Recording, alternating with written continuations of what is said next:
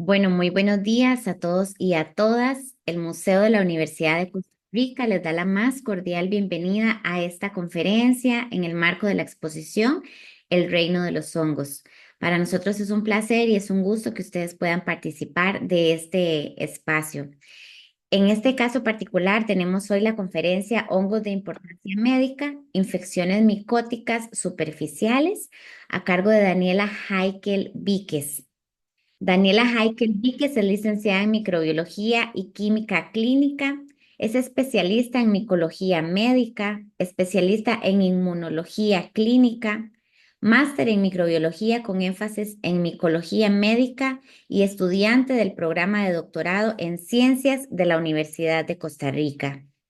Es docente e investigadora de la sección de Micología Médica, Facultad de Microbiología, e investigadora del Centro de Investigación en Enfermedades Tropicales, CIET, y del Instituto de Investigaciones en Arte, todos de la Universidad de Costa Rica. Así que un gusto, Daniela, tenerla con nosotros en esta oportunidad y la escuchamos. Muchísimas gracias. Muchas gracias y muy buenos días a todos y todas. En el día de hoy me gustaría compartirles un poco de la experiencia que tenemos nosotros en la sección de micología médica. Nosotros, como parte de nuestras funciones docentes y de investigación, también realizamos acción social y tenemos un proyecto de acción social en el cual recibimos o atendemos pacientes que tienen lesiones por hongos, en su mayoría lesiones dermatológicas, por eso centré la charla en estas micosis.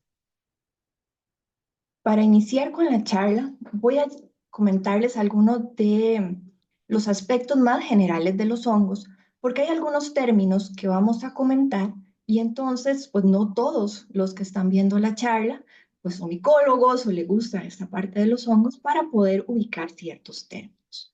Y también para entender el proceso de las enfermedades causadas por estos organismos. Lo primero que vamos a discutir es que son organismos eucariotas. Esto quiere decir que tienen núcleo y organelas rodeados por membrana. También se van a caracterizar por tener una pared que está construida por quitinas en la parte interna y por glucanas en la parte externa. Tiene ergosterol en su membrana, este es el esterol de membrana. Y esto es un punto importante porque los tratamientos que le vamos a dar a los pacientes contra hongos atacan la síntesis de este esterol, pero las vías metabólicas que producen el esterol son muy similares a las vías metabólicas que producen colesterol, que es el esterol que tenemos nosotros en la membrana. Entonces, los tratamientos para hongos suelen tener muchos efectos secundarios. Y por eso es que cuando el médico nos receta estos tratamientos, nos manda exámenes para ver cómo está el hígado, porque algunas de las enzimas que van a metabolizar estos tratamientos están en el hígado. Otra cosa importante es cómo se alimentan los hongos. Entonces, de forma muy simple, los hongos lo que van a hacer es excretar enzimas al ambiente que van a entrar en contacto con sustratos complejos, proteínas, carbohidratos, lípidos, lo van a hidrolizar y luego van a absorber estos nutrientes de forma más sencilla. Y esto nos va a ayudar a explicar algunos de los casos clínicos y sus manifestaciones. Otras características importantes que tienen los hongos es que van a crecer a un pH ácido de 4.5 y la mayoría de los hongos tienen una capacidad de crecimiento a temperaturas de 20 a 25 grados, que acá en los trópicos es lo que conocemos como la temperatura ambiente. Pero son muy pocos los hongos capaces de crecer a 37 grados, que es nuestra temperatura fisiológica. Y esto le ha dado una ventaja evolutiva a los mamíferos muy grande, porque son muy pocos los hongos que nos pueden afectar. Y estos hongos que tienen la capacidad de crecer a 37 grados, lo pueden hacer justamente porque pueden modificar su arquitectura para parasitar. Entonces, La morfología que tiene el hongo en el ambiente, en la tierra, en las plantas, es diferente a la que va a tener dentro de nuestros tejidos.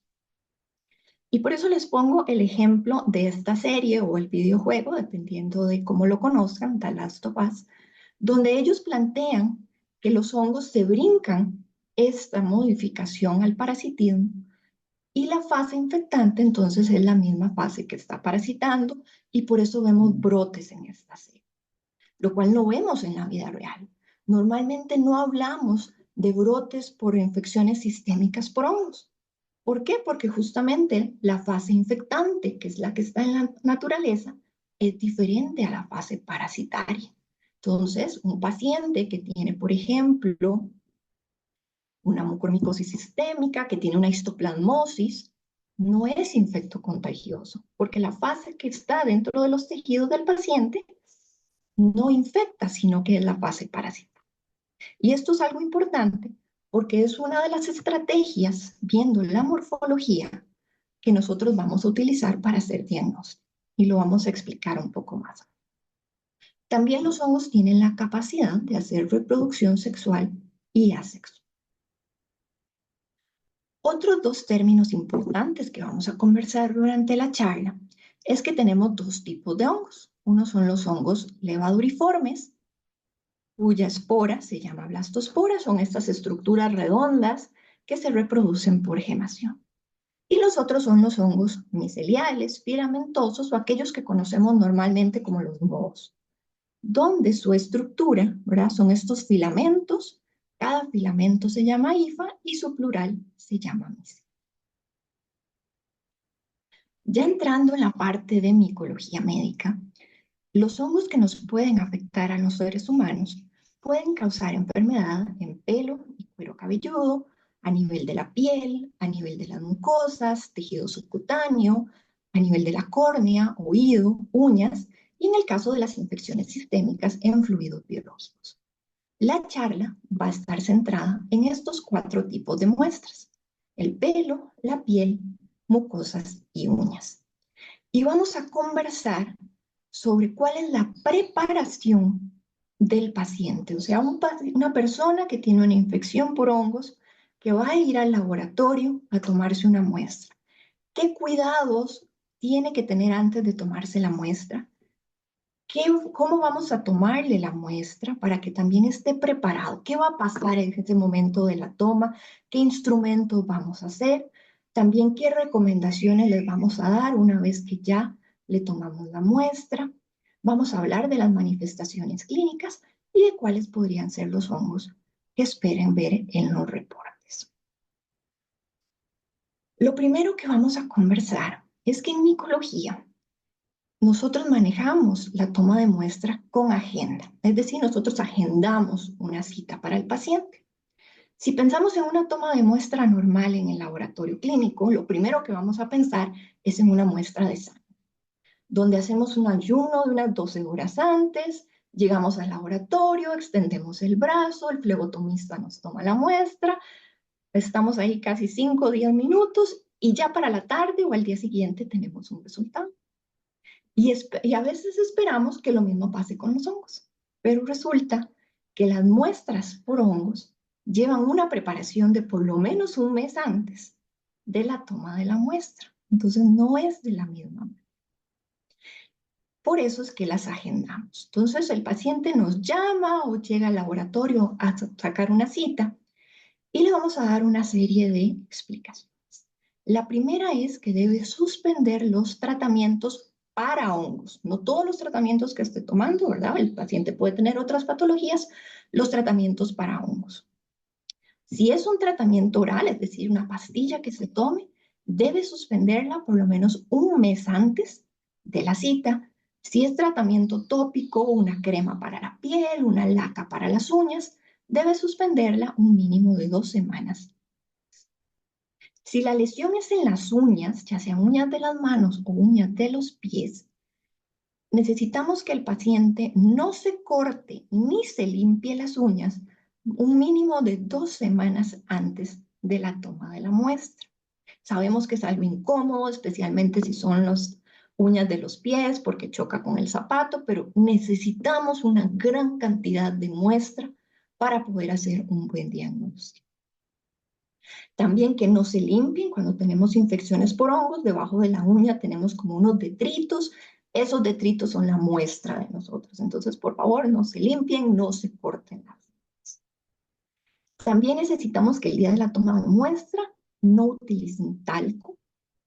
El talco a veces tiene sustancias antifúngicas y entonces me puede inhibir el crecimiento de los hongos, pero también pues el talco como tal va a tener cristales y estos cristales pueden depositarse sobre el hongo cuando yo estoy viendo la muestra en microscopio.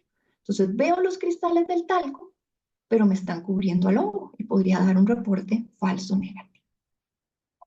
Otra de las indicaciones es que ese día no se pongan cremas.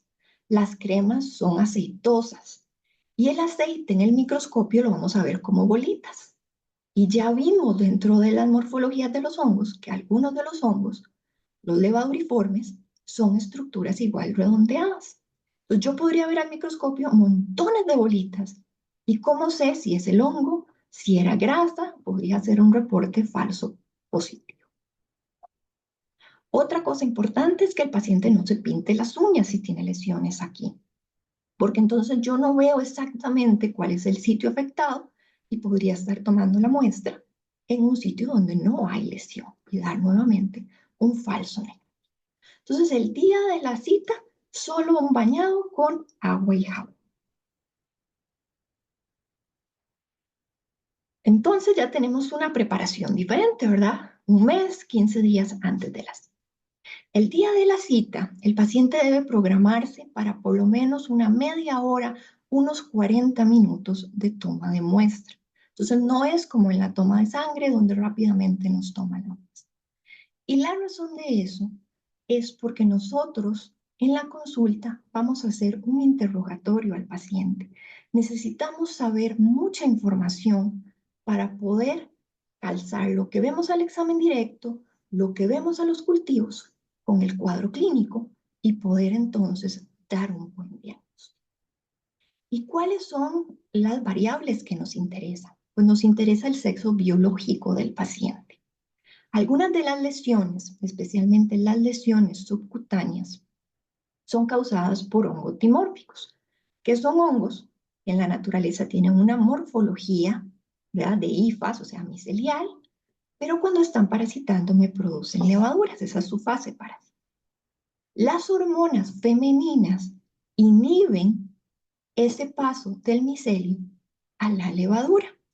Entonces, vamos a tener población femenina y masculina que podrían infectarse, pero desarrollan la enfermedad en su mayoría las personas, hombres de biológicos.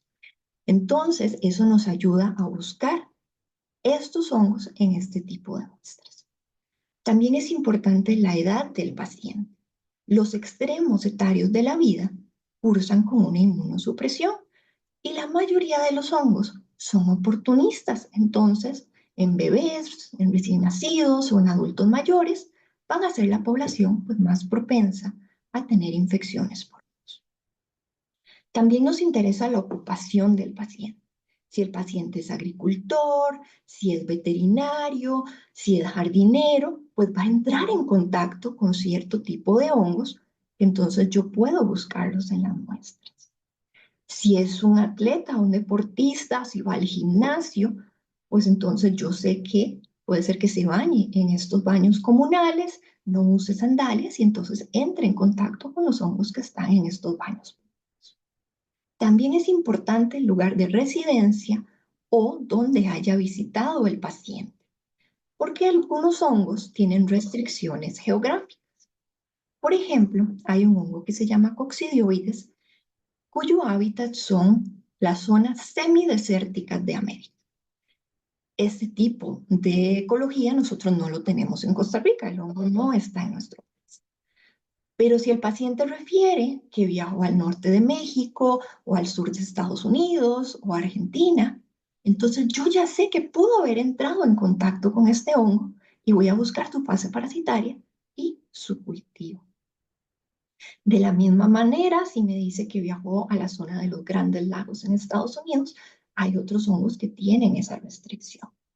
Si ha entrado, no sé, hizo turismo a las cuevas, entonces yo sé que entró en contacto con el guano de los murciélagos, hay hongos que viven en esta matriz, entro en contacto con ella, puedo buscar ese hongo. Entonces me orienta muchísimo. También es importante la evolución de la lesión. Si el paciente llega con una úlcera y esa úlcera mide, no sé, 1 centímetro y me dice que inició hace 2, 3 días, eso es una evolución muy aguda. Como los hongos son eucariotas, su desarrollo es mucho más lento.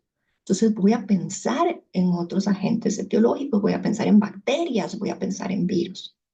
Pero si esa misma úlcera el paciente me dice, tiene meses, tiene años, ya es algo crónico. Entonces yo ya sé que sí podría estar buscando hongos y cuáles hongos pueden orientar. También es importante saber si la lesión pica, arde, si duele, porque eso también me va a orientar. Si el paciente tiene mascotas, porque algunos hongos afectan también a los perritos, afectan a los gatitos y a donde los abrazamos, donde convivimos con ellos, pues nos pueden infectar. Nuevamente, aunque ya cuando le agendamos la cita le dijimos tiene que suspender el tratamiento, nuevamente preguntamos si lo está tomando o si se lo está aplicando, porque es una observación importante para nosotros. También es importante saber si el paciente se ha aplicado corticosteroides, como por ejemplo betametasona, que van a modificar las manifestaciones clínicas clásicas de las infecciones. Entonces ya hicimos toda la entrevista y ahora vamos a tomar la muestra. Si la muestra es en piel, utilizamos un bisturí que no tiene filo, esto es muy importante, y lo que vamos a hacer es un raspado superficial sobre la piel del paciente. Este raspado no debe dolerle al paciente, no le causa ninguna molestia. Realmente es algo muy superficial. Si fuera una muestra por uñas, nosotros en la consulta utilizamos una espátula canalada, que es como una cucharita. Y entonces, debajo de la uña, raspamos y sacamos todos esos detritos o ese material. Por eso le solicitamos que no se lo quiten antes de la toma de muestra. Algunos colegas lo que hacen es que cortan un pedacito de uña con un níper o con un corta uñas y luego lo procesan en el laboratorio. ¿Y qué exámenes vamos a hacer? Vamos a hacer un examen directo. Esto lo hacemos con hidróxido de potasio que nos ayuda a degradar la pielcita o la muestra del paciente para liberar el hongo y verlo más fácil. Y también vamos a inocular 2 medios de cultivo. Uno se llama saburoglucosado, que lo que tiene es glucosa. Este es un carbohidrato que todos los hongos pueden utilizar para alimentarse. Entonces yo aquí puedo crecer o favorecer el crecimiento de cualquier cosa que haya en la uña o la piel del paciente. Y luego tenemos otro medio de cultivo que tiene cicloheximida, que inhibe hongos ambientales y me favorece entonces el crecimiento de dermatofitos, que es lo que comúnmente conocemos como el pie de atleta, que son la mayoría de los hongos que vamos a esperar ver en estas patologías. Y vamos a incubar los medios de cultivo de 3 a 4 semanas, porque yo tengo que darle chance al hongo o a cualquier hongo que esté afectando al paciente en que crezca, madure y se desarrolle. Entonces, el resultado lo vamos a entregar 1 mes después. Y esto es importante porque a veces llega el paciente, le estamos tomando la muestra y nos dice, mañana tengo cita con el dermatólogo, hoy me van a mandar el resultado. No, nosotros duramos 1 mes dando el resultado. Entonces también es importante que el paciente sepa esto para que pueda planear las citas con los médicos tratantes. Y que entonces cuando vaya a cita ya tenga el resultado. Vamos a iniciar con las enfermedades del pelo y cuero cabelludo. Las micosis en el pelo, las más comunes, se llaman piedras y son estos nodulitos que vemos acá alrededor de la hebra del cabello. Si son causados por hongos blancos, como este que vemos acá, que se llama tricosporo, el nodulito se ve de color blanco. Pero si son hongos que tienen melanina en su pared, que son los que conocemos como los hongos negros, pues el nódulito va a ser de color. Y estos nódulos son producidos por hongos que están en la tierra. Entonces necesitamos entrar en contacto, que el pelo entre en contacto con estos ambientes. Y es favorecido por humedad y calor. La mayoría de los pacientes que hemos atendido, por lo general, son chiquitas en edad escolar, que a la mamá le da mucho miedo que le dé piojos. Entonces le lava el pelo todos los días y además con el pelo mojado se los trenzan, se hacen moños. La chiquita pasa con ese pelo mojado todo el día, juega obviamente como cualquier chiquito, entra en contacto con la tierra, el honguito encontró ese ambiente húmedo, calientito y empieza a crecer. Algo importante es que estos hongos no producen enzimas o no excretan enzimas al ambiente que me van a dañar la hebra del pelo. Entonces, en realidad, si lo vemos, la hebra está íntegra. Simplemente es el nodulito creciendo alrededor de él.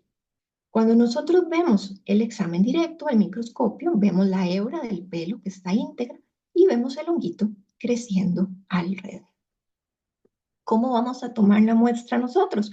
Tomamos una hebra del pelo y con tijeras cortamos esa hebra y eso es lo que procesamos. Entonces es una toma de muestra bastante sencilla. Luego tenemos esta enfermedad que se llama la tinea capitis, que va a estar caracterizada por placas alopécicas, es decir, va a haber una pérdida del cabello, porque en este caso los hongos que lo causan sí producen queratinasas, que son esas enzimas que van a dañar queratina o van a hidrolizar queratina. ¿Y dónde tenemos queratina? En el pelo, en la piel y en las uñas. Entonces, si vemos esta fotografía, que es lo que, del examen directo, lo que vemos al microscopio, vemos que esto es un pedacito de pelo, está dañado. Por eso es que aquí te cursamos con esas placas sin cabello y son altamente descamativas. Para tomar la muestra, entonces hacemos un raspadito con ese bisturí que no tiene filo. Si encontráramos tronquitos de pelo en la placa, con unas pinzas podemos sacar el tronquito. Y los hongos que la van a causar principalmente son este que vemos acá, que se llama Trichophyton tonsurans, y este que se llama Microsporum canis. Y si oyen el nombre canis, aquí tenemos relación entonces con mascotas, gatos y perros. Y por eso es que preguntamos en la anamnesis si había relación o si el paciente entraba en contacto con estos animales. Esta es una lesión que pica, entonces el chiquito se va a rascar la cabeza, se va a llenar las uñas con esporitas del hongo, podría afectarse las uñas y además puede rascarse la piel y pasarse el hongo a otras zonas. Entonces es importante que a la hora de la toma de muestra, aun si vienen solo por esa plaquita alopécica, que nos avisen a nosotros que tiene otras lesiones para tomar muestras de todos los sitios y así pues, tener una oportunidad más grande de aislar a los hongos. Este hongo o esta enfermedad es característica de población pediátrica, entonces la edad del paciente también es importante. ¿Por qué? Porque los dermatofitos son inhibidos por la grasa. Cuando ya entramos a la adolescencia, producimos un montón de ácidos grasos que van a inhibir el crecimiento de estos hongos. Entonces, esta es una enfermedad de población pediátrica. Si yo tengo un paciente adulto que tiene este tipo de placas y le aislamos estos hongos, porque también hay otras patologías que podrían dar placas alopécicas, debemos ver si tiene algún tipo de inmunosupresión de fondo, porque no es lo normal verlo en población. Con respecto a la piel, una de las enfermedades más características es la pitiriasis versicolor. Pitiriasis significa descamación y versicolor es porque tiene varios colores, dependiendo del color de la piel del paciente. Si tenemos un color más oscuro, pues vamos a ver como manchas más claras. Si tenemos una piel más clara, vemos manchitas oscuras. Esta enfermedad es causada por un hongo que se llama malacesia y es un hongo que todos tenemos en la piel, que ante ciertas condiciones o ciertos factores se va a crecer más de la cuenta. ¿Cuáles son estos factores? Una piel grasosa, humedad, uso, por ejemplo, de bloqueadores o de bronceadores grasosos, estrés, Y entonces, si tenemos estos factores, va a favorecer que el hongo crezca más de la cuenta. ¿Ok? Esto es lo que vemos en el examen directo, vemos levaduritas y vemos micelio.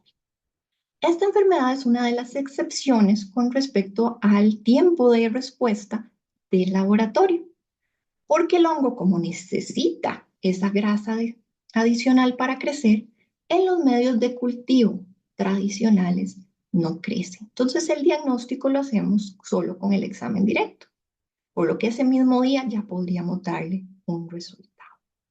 Y es importante ver la fase parasitaria, es decir, ver ese micelio que produjo el hongo, porque las levaduritas las podemos tener normalmente en la piel sin que nos esté causando. Algo importante de explicarle al paciente es que como es un hongo que está en la piel de todos, no es una enfermedad infectocontagiosa.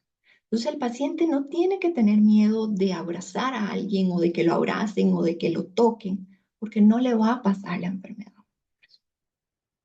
También es importante aclarar que estas manchas claras que vemos es porque el hongo está creciendo sobre la piel y entonces actúa como si fuera un vestido de baño cuando vamos a la playa, donde la zona que no está cubierta se broncea y la zona cubierta no. Entonces, en este caso, esa malacesia es como el vestido de baño. Y esto es importante de explicarle al paciente, porque a veces el paciente va al médico, el médico le da tratamiento, y entonces llega al laboratorio y dice, vea, es que yo fui al médico, me dieron tratamiento, pero no se me cura. Puede ser que ya tenga una cura micológica, es decir, el hongo ya no está ahí, pero esa mancha se va a quitar hasta que la persona descame la piel y vuelva a emparejar el color natural. Entonces es algo importante de explicarle a los pacientes. También es importante de explicarles que puede haber recaídas, porque como lo tenemos en la piel, cada vez que tenga el factor de riesgo, se va a volver a producir la enfermedad. Entonces, una manera de controlarlo es usar champús que tienen compuestos antihongos, por lo general como una vez por semana, y con la espumita de ese champú pasársela por el cuerpo para controlar la cantidad del hongo que tenemos en la piel y así tratar de evitar que crezca más de la.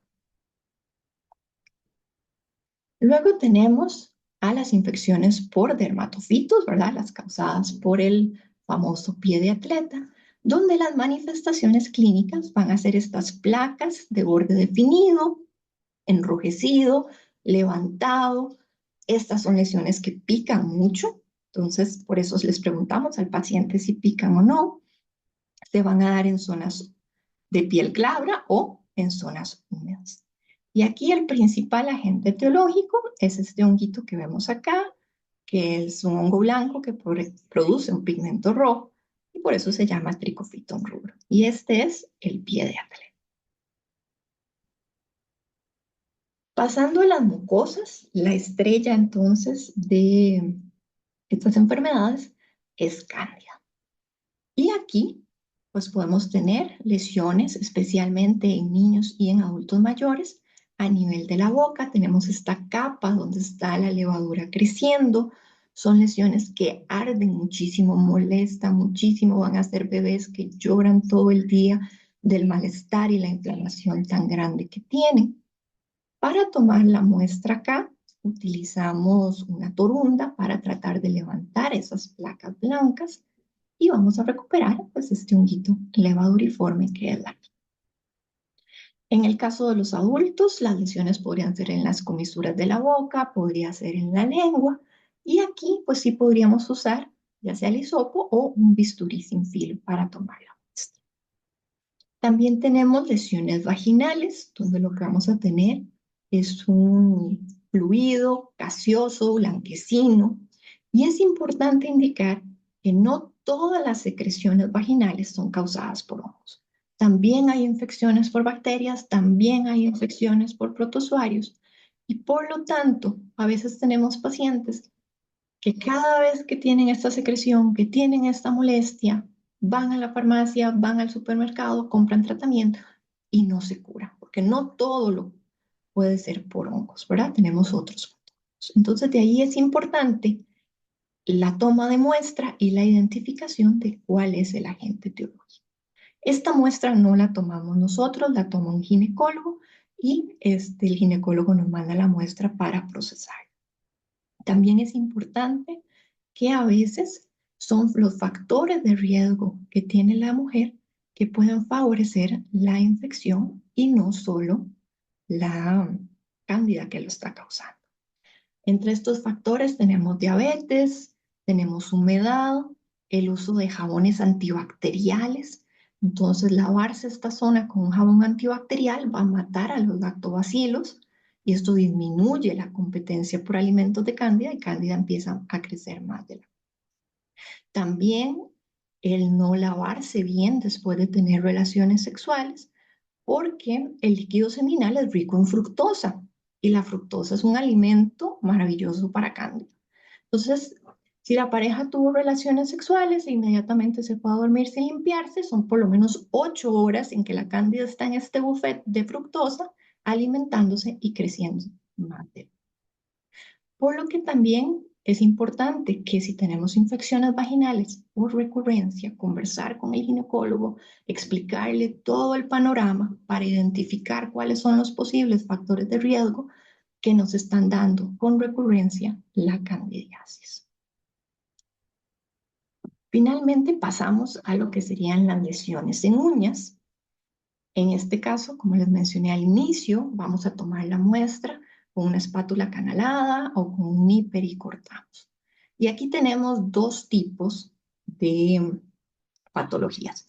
Una donde la lesión es como la de esta fotografía, que está en la parte exterior o distal de la uña. Eso nos indica que el hongo viene del ambiente. Pero también podemos tener lesiones donde a nivel de la matriz unguial inicia ahí la lesión hacia afuera. Eso nos dice que es un hongo que tenemos en la piel, porque también tenemos, como lo vimos con malacesia, cándida también puede estar en la piel, y ante alguna maceración, exceso de humedad, pues puede favorecer que crezca. Entonces esto también nos orienta a cuál hongo encontrar. ¿Y qué hongos vamos a encontrar? Bueno, podemos ver nuevamente a Trichophyton rubrum, a ese dermatofito. En las uñas de las manos, en su mayoría, vamos a ver a cándida, pero también podemos tener hongos filamentosos no dermatofitos, como Scopulariopsis, Aspergillus, Fusarium y Neositale.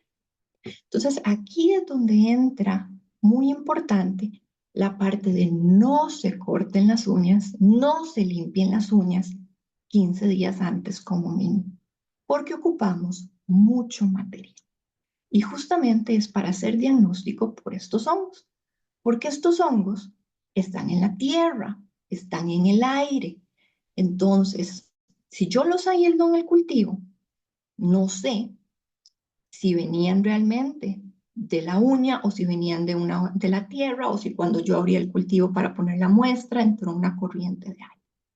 Para poder solventar eso, nosotros nos basamos en los criterios de Walsh e English, que son dos doctoras inglesas.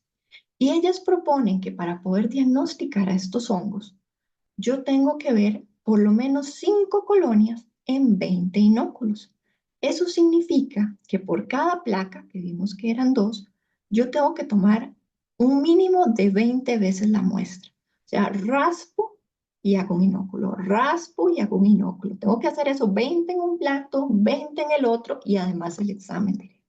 Entonces necesito una gran cantidad de muestra para dar un buen diagnóstico. ¿Y por qué es importante? Porque cada uno de estos hongos necesita o va a responder a un tratamiento diferente. Entonces, no es lo mismo que yo le reporte al dermatólogo que el paciente tiene un dermatofito a que él tiene un fusario, porque el tratamiento va a ser diferente. Y entonces ya solo decir que tiene un hongo ya no es suficiente. Necesitamos saber cuál hongo es. Por eso hacemos los dos exámenes. Hacemos un examen directo que nos dice si el paciente tiene o no tiene hongo y hacemos el cultivo para ver cuál es el hongo. Además, el examen directo nos permite ver algo muy importante y eso es la morfología del hongo. Si el hongo está en fase parasitaria, o si el hongo está en la fase saprofítica, que es la del ambiente. Con eso yo puedo también descartar si lo que estoy viendo en la placa creciendo venía de la tierra. Si en el examen directo veo las esporas que normalmente el hongo me produce en el ambiente y no la fase parasitaria. Entonces, como paciente debo exigir siempre que se me haga un examen directo y un cultivo, porque ambos son complementarios. A veces puede pasar también que vemos el hongo al examen directo, pero no nos está cultivando porque todavía hay restos de tratamiento en la uña o en la piel, porque el hongo estaba muy acostumbrado a crecer en la uñita, no le gustó mucho los medios de cultivo artificiales. Entonces nosotros requerimos o le solicitamos al paciente que venga otra vez a tomarse la muestra, porque como les digo, es importante saber no solo que tiene hongo, sino cuál tiene. Entonces, un consejo que le damos a los pacientes es que llega el día de la toma de muestra, ¿verdad? En esos 15 días no se cortó la uña, tomamos la muestra, ese día ya puede cortarse la uña, pero en los próximos 3 semanas que duramos nosotros dando el resultado, que nuevamente no se la corte y no se la limpie. Entonces, si cuando nosotros emitimos el resultado y solicitamos una nueva muestra, ya tiene la uña lo suficientemente larga para poder sacar una cita de forma más. También es importante explicarle al paciente pues, ciertos cuidados que deben tener.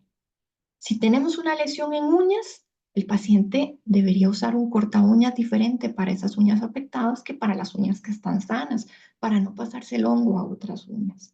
Secarse con una secadora de pelo, esto tanto para piel en el cuerpo como para los pies. A veces quedamos húmedos, la toalla estaba húmeda, no nos secamos bien, eso favorece.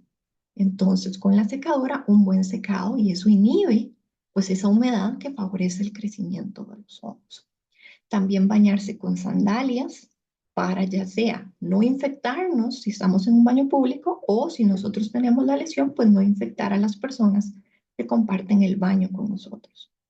Que a la hora de mudarse se pongan las medias primero y después la ropa interior, porque si no tenemos esa protección de la media, cuando nos ponemos el calzón o el calzoncillo, podemos pasar esporas del hongo que están en la uña del pie a la zona inguinal. También dormir con medias, porque podemos durante la noche, entonces liberar estas esporitas del hongo y todas las noches reinfectarnos. Entonces es más fácil lavar todos los días las medias que lavar las sábanas todos los días. Entonces son pequeños cuidados que podemos hacer para, si tenemos ya la enfermedad, pues tratar de que no se extienda más el cuadro clínico, de no contagiar a otras personas y también si nosotros no la tenemos, pues de prevenirlas.